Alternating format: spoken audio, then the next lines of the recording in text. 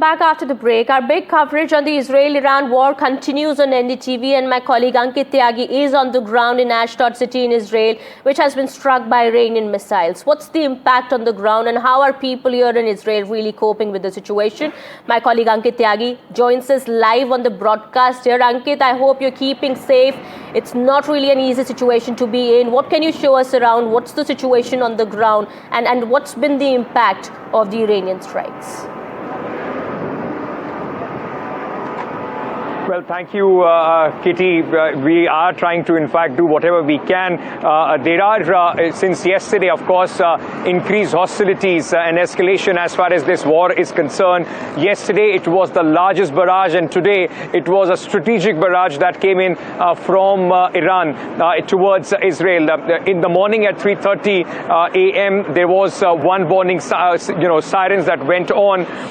We were told that no damage took place on the ground because all those three missiles that were lobbed towards Israel were in fact the Israeli Defense Forces, the air defense systems were able to neutralize them. The second barrage came in at 10:30 a.m.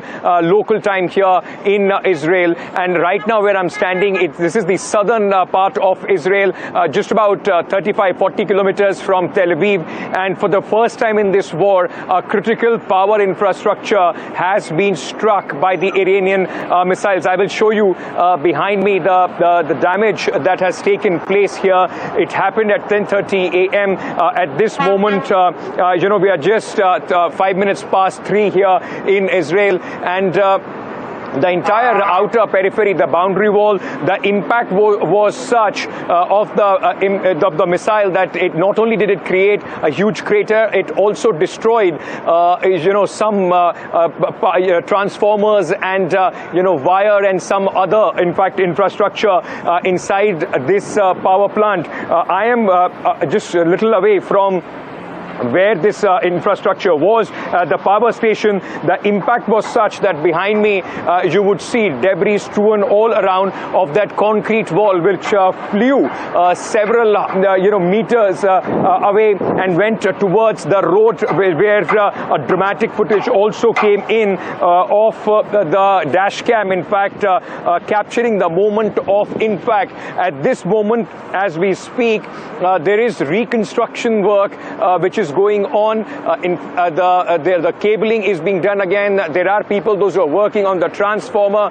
Initially, I was told that 8,500 civilian houses, which this power plant supplies electricity to, were impacted. They lost electricity for about an hour from the other facilities. Now electricity has been restored, and the hope is that by evening this would also, in fact, be in working condition.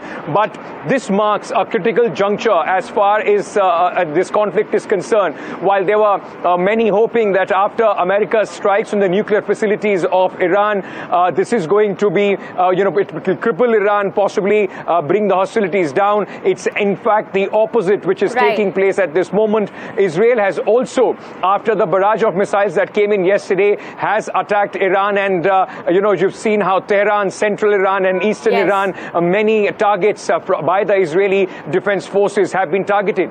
Yes, absolutely, Ankit. And you've been in Tel Aviv before this, Ankit. Tell us about that also. We've seen you've been showing us visuals also where some shops and some infrastructure was damaged there as well. If you compare both the cities here, Ashdod and Tel Aviv, how do you look at it? There are two very, very, different scenarios, Kitty. Like you rightly pointed out, yesterday, a barrage of missiles, 27 of them, which came from Iran.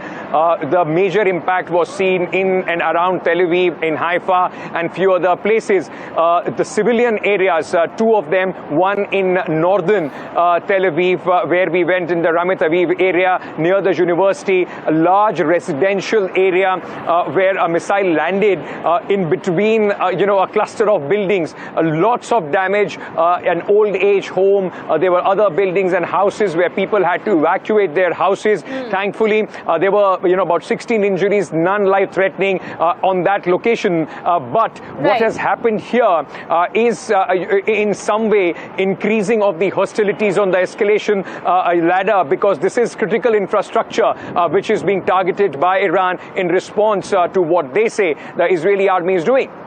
Absolutely. All right.